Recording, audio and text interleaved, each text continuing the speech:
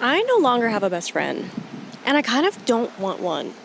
But I also feel like I should want one. I'm in this weird phase of my life where I've always had a best friend. In elementary school, I had a best friend who I would hang out with all the time. I would call her house phone and we would chat. And then in middle school, we grew apart and I found a new best friend.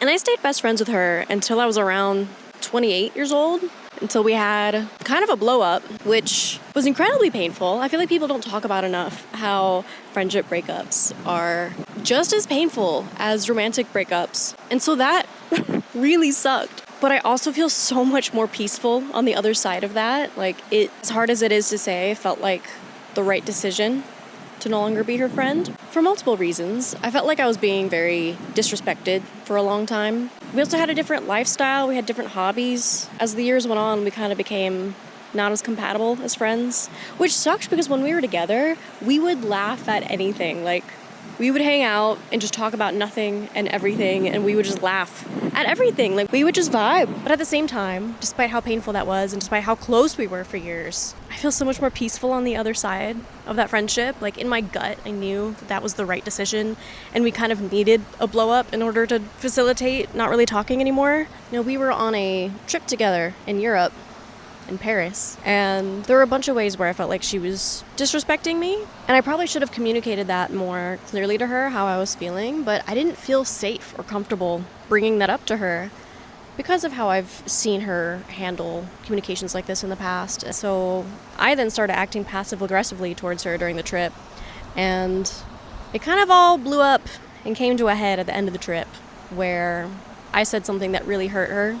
I ended up apologizing for my side of how things went down, and she blew up at me and told me that I'm a burden for having fibromyalgia and that she doesn't want to slow down her life to, travel and hang out with me at the pace that my body needs to.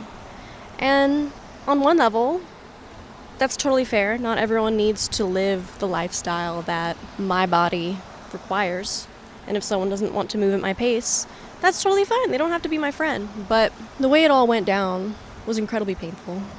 I never messaged her again. I was waiting for an apology. And it's been a couple years, and I've not received that apology. I haven't heard from her. Funny, it's right around the time that my friendship with her blew up and ended, I reconnected with an old high school friend, and we became fast friends again.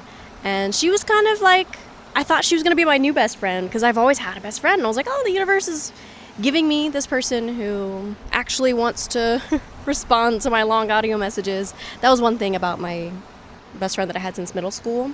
I would send her audio messages, like on WhatsApp, and I learned through a mutual friend that she would just mark the messages as read, but not actually listen to it all the way. She would play it and then pause it, so it marks it as read. And oftentimes when I would be talking about me over text, she would change the topic of conversation to talk about her and not address the thing that I had said. Doesn't really make you feel really good, but this new friend that I reconnected with, she actually would listen to my messages and respond to them. But as time went on, I realized that I don't think we were really compatible as friends either. She lived a very chaotic life, and it was really stressing me out. Really, really stressing me out. I ended up distancing myself from her because, 1, I felt like we had different morals. 2, I felt like she was using me as a therapist. 3, it felt too enmeshed. I thought this new friend that I had reconnected with would end up becoming my best friend, but I was wrong. Because I realized that anytime she would message me, I felt so stressed. I would get so much anxiety. And that was a huge sign to me that when not talking to her, I felt so much more peaceful. And so, for many reasons, I ended up distancing myself from this new friend. And now, I don't have a best friend. I do have other friends in my life that I hang out with and talk to, and I'm so grateful for them. They are really amazing friends, but they're not people that I talk to all day, every day. We're not always texting or sharing every thought, everything that's going on in our life, the moment that it happens. And I kind of don't want another friend like that. But a part of me deep down feels like I should want that. That maybe it's just coming from my trauma of how painful that best friend breakup really was. That I don't ever want to go through a pain like that again. So if I just don't have a best friend, I can never get hurt, right?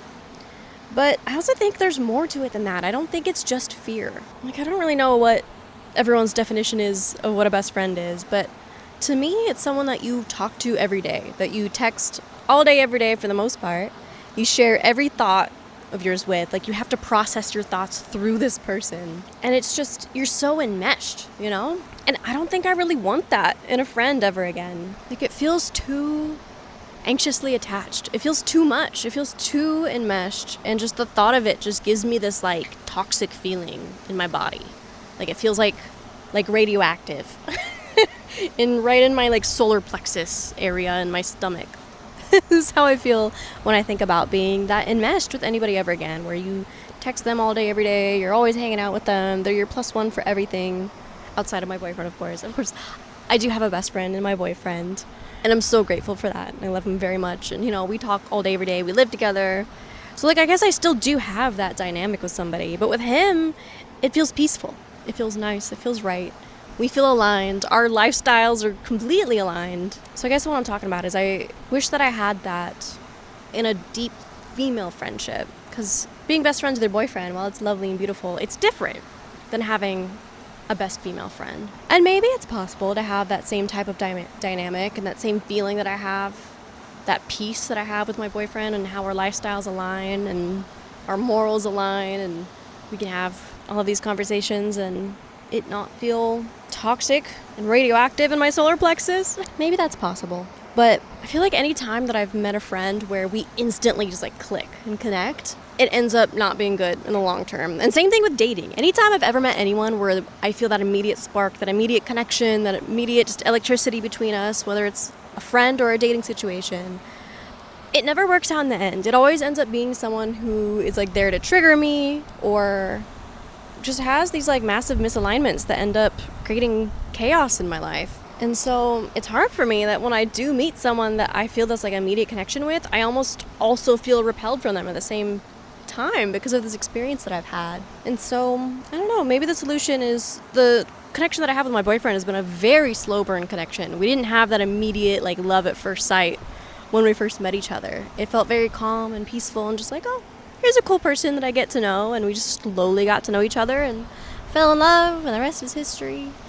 So it's like, maybe I could find that in a friend, a sort of slow burn friendship instead of an immediate connection, and maybe it'll feel more peaceful to me. But I feel like in order to facilitate that, I have to be around a group of people on a regular basis. Like, find another weekly hobby. I used to do improv weekly, and I made a lot of friends doing that, but never a best friend.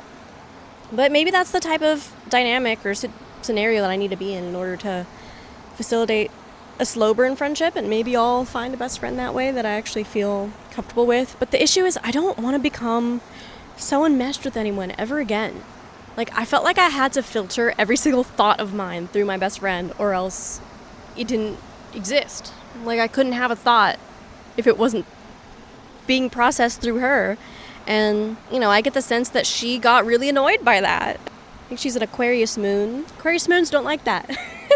And so it's probably for the best that she did get annoyed by that, because I don't think it's healthy for me to exist in that way. I think that that's a very anxious attachment thing to do, where, like, you don't exist unless it's through the eyes of someone else. And I've gotten so much better at processing my thoughts on my own. Like, even in my relationship with my boyfriend, I feel like I don't have to filter every single thought of mine. He might say otherwise, but compared to where I used to be, I feel like I've come a long way in just existing as my own person without needing it to be processed through someone else, or needing my life to be viewed through the eyes of somebody else in order to exist. So I don't really know, what's the definition of a best friend? Like, what does that look like? Can you have a best friend without being unhealthily enmeshed with each other? Can you have a best friend without having these conflicts and these tensions that come up that just feel uncomfortable? Like, I feel like when I get too close to other women, when issues of lifestyle or morals or life choices they make happen, or ways of communication with me, or just ways I'm being treated,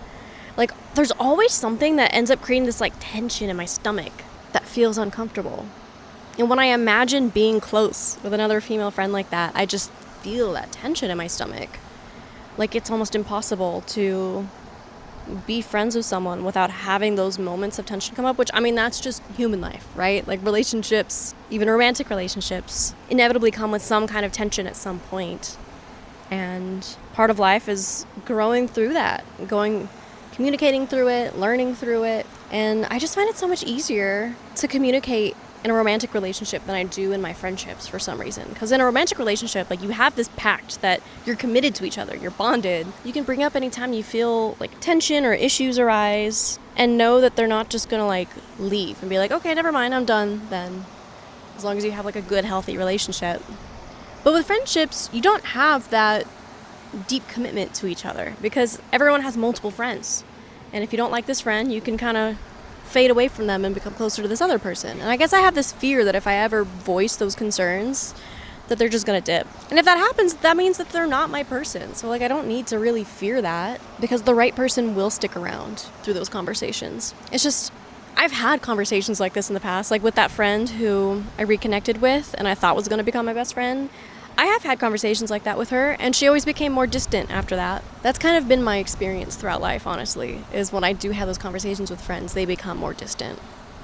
And so then I'd rather not have those conversations and just kind of suck it up and either distance myself or, like with my middle school best friend, it comes out as passive aggression that then ends up blowing up.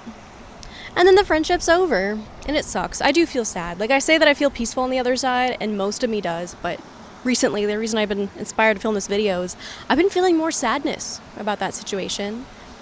And there's a part of me that wishes we could be friends again. Like, we loved each other so much deep down. She felt like a friendship soulmate to me. And it's so hard to just let go of so many years of memories like that. But if I ever did become friends with her, I would want the dynamic to be different on both sides. I'd want to be less enmeshed and, I don't know, let her live her own life with the decisions that she's going to make on her own. But I also want her to treat me with more respect. You know, there's ways that I saw that she would treat the boyfriends that she's had over the years, also with a lot of disrespect and narcissistic traits. And I was always like, oh, well, as long, she's treating them that way, but as long as she's not treating me that way, then it's fine. But the more you spend time with someone like that, inevitably they start treating you that way because that's just a trait that they have at their core. So while there's this part of me that wants to reconnect and wants to be friends with her again, it's not without massive change. And I don't know if that change is realistic or would ever happen. I also wouldn't want to be friends with her unless she apologized to me. And I don't want to seek out an apology. Like, if she doesn't recognize that there's something that she needs to apologize for, and if she doesn't have the innate desire within her to want to reconnect with me and apologize, then I don't want to force anything. And so it feels easier to just let go and cultivate the other friendships that I have. But nothing feels quite as like soulmate as it did with her. And I don't know if I'm ever going to find that again. And I don't know if I ever want to find that again. It's such a weird place to be, like missing her but not wanting her back. And a small part of me feels like there's a void in the best friend space in my life, but another huge part of me feels peaceful. Feels so peaceful. Like, it feels the right, even though I have moments of sadness, overall it feels like it's the right thing to let go of that friendship. So I don't know what the moral of the story is. The moral of the story is life is complicated. We go through evolutions and changes, and it's okay to exist without a best friend. It's okay to not be so enmeshed with somebody. And it's also okay to want that in your life, to want a new best friend that's a healthier dynamic. I just don't know what that would even look like. Like, to me, that just seems like it would just be a close friend and not a best friend. I don't know. Maybe someone out there can relate. I guess that's the moral of the story. If you feel the same way, you're not alone. We're all growing through the same experiences on Earth in different bodies, and life will unfold the way that it's meant to. Anyway, those are my ramblings. I'm sending you so much love. Bye.